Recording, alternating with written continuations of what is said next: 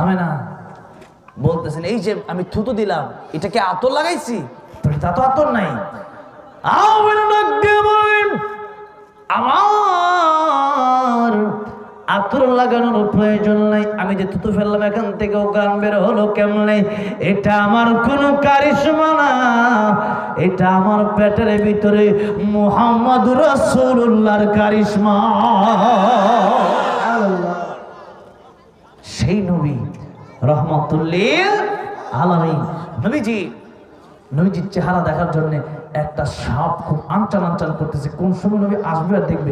আবু বকর একটা সাপের গর্ত পা দিয়ে ঢেকে রাখছে, আর এইভাবে গর্তের ভিতরে বসে আছে। নবীজি এইরকম রানের উপরে মাথাটা রেখে বিশ্রাম নিচ্ছেন। এইদিকে সাপ বের হওয়ার চেষ্টা করছে, কিন্তু বের হতে পারছে না আবু বকরের পায়ের কারণে। এই জন্য সাপ চিন্তা করে নবীকে দেখাই লাগবে।